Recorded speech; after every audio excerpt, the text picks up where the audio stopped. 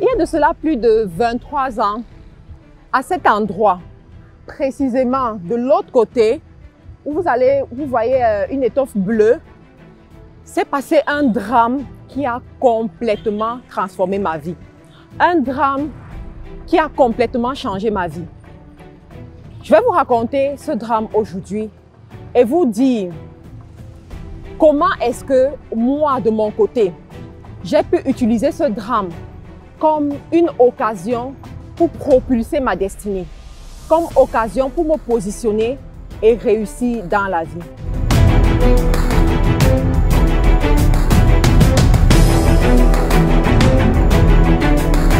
Donc, à l'époque, j'étais élève ici à l'école publique de Mendon, où j'ai fait tout mon cycle primaire et il n'y avait pas encore la clôture comme vous pouvez voir aujourd'hui.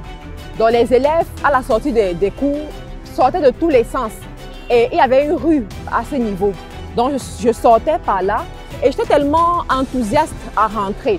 Ce jour, ma mère avait préparé l'une de mes nourritures préférées, la sauce gombo avec le couscous. Ça, c'est vraiment l'une de mes nourritures préférées. Donc, quand je pensais à ça, je me disais, il faut que je cours vite pour arriver à la maison et être parmi les premières personnes à manger. Donc, en courant, et il avait plu également. Donc, j'avais le parapluie, j'avais pris le parapluie, je courais, je voulais rentrer. Donc, quand je veux rentrer, donc, je ne regarde pas à gauche et à droite comme on enseigne aux enfants. Et voilà, je m'engage sur le chemin. Hop, la voiture me percute. Une voiture me percute, je me retrouve au sol inconsciente. Tout ce que je me rappelle, c'est qu'il y a des gens qui m'ont encerclée et après, je me suis retrouvée à l'hôpital. Et ensuite, on m'a raconté ce qui s'est passé. Mais ce jour était le départ d'une phase importante de ma destinée. Pourquoi? Parce que la personne qui m'a renversée avec la voiture, il se trouvait qu'au volant de cette voiture, c'était une dame au grand cœur. Une dame dont le jour de l'accident, les amis de ma mère lui disaient « Va porter plainte à cette femme. C'est une femme riche, elle travaille à la présidente, porte-lui plainte, elle va te donner beaucoup d'argent et puis voilà et tout. » Vous savez, des fois dans la vie, tu peux avoir des personnes qui sont là pour t'intoxiquer. Donc, quand ma mère, elle écoute ça, la dame aussi, elle est à côté, elle écoute. Elle dit à ma mère que, est-ce que tu sais que cet enfant, ça peut être un enfant que Dieu est en train de me donner par cet accident? Ma mère l'a regardé profondément. Elle n'a rien dit. Et cette phrase a fait en sorte qu'elle ne dépose pas la plainte comme ses amis avaient conseillé. Du coup, on a fait les premiers soins, on a mis le plâtre, on a commencé les soins et tout.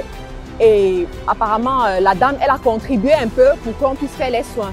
Et ensuite, l'histoire est passée, ni vue ni connue, mon pied s'est rétabli et puis tout allait bien.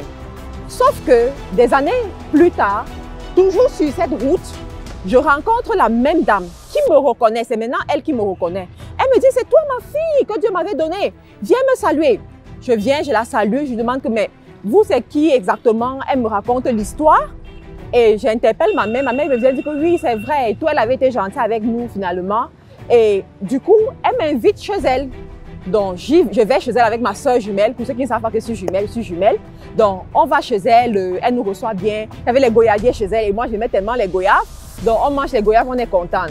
Mais je me rends compte qu'elle a une approche différente pour parler aux enfants. Lorsqu'elle parle, elle suscite la destinée en toi. Lorsqu'elle parle, elle suscite le rêve. Elle t'amène à penser loin. Elle t'amène à briser les frontières, en fait. Je me dis, je veux être avec ce genre de personnes. Et du coup, chaque semaine, de jeudi à samedi, j'allais sonner devant son portail. Je sonnais tellement que des fois, je la perturbais même. Et sa ménagère disait, des fois, sa ménagère me dit, elle n'est pas là alors qu'elle est là. Donc, elle a remarqué ça, elle s'est dit, mais cette petite, elle sait ce qu'elle veut. Elle cherche quelque chose. Elle veut réussir dans la vie. Et voilà, je fréquentais l'église catholique à ce moment. Et à un moment donné, il fallait que je me baptise. Je me suis dit, bon, de tout mon entourage, il faut que je choisisse une personne pour être ma marraine. Je ne veux pas n'importe qui parce que je connais le pouvoir des associations. Étant toute petite, je réfléchissais déjà comme ça. Je dis, je vais choisir une personne qui m'inspire, une personne à qui je veux ressembler, une personne qui peut me montrer le chemin du succès. Moi, sortant d'un taudis, je veux pouvoir arriver à un niveau très élevé. Mais pour ça, je dois m'entourer des bonnes personnes. Donc, j'ai demandé à la dame si elle pouvait être ma marraine. Elle a accepté. C'est là où elle est devenue ma marraine. Et ensuite, elle m'a invitée chez elle, venue rester chez elle. On s'est tellement bien entendu. Quand j'arrivais chez elle, j'étais toujours serviable.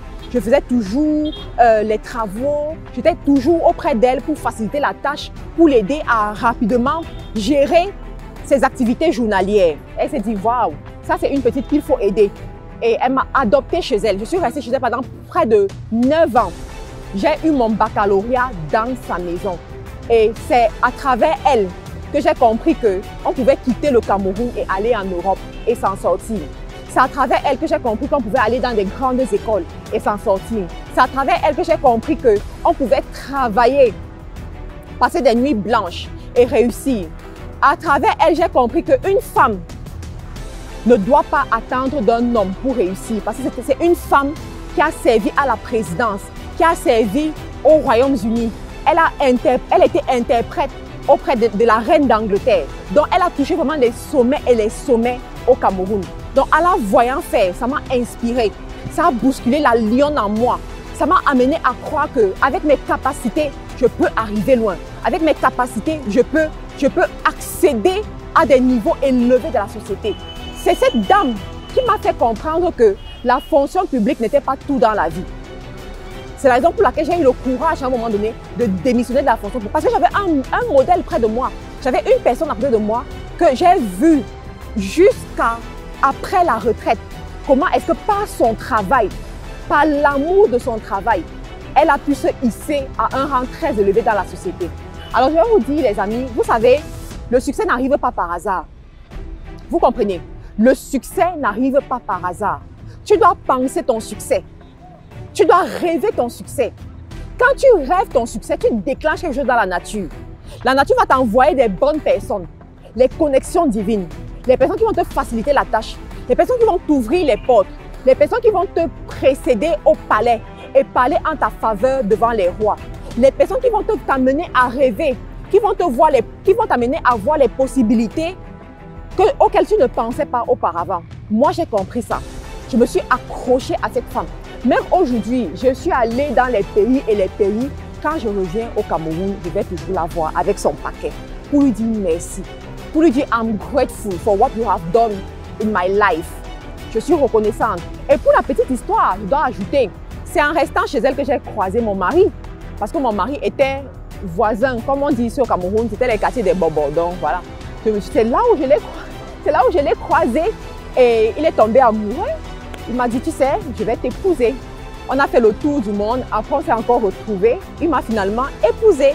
Donc, vous comprenez que le succès, c'est dans la tête, le pouvoir de l'imagination.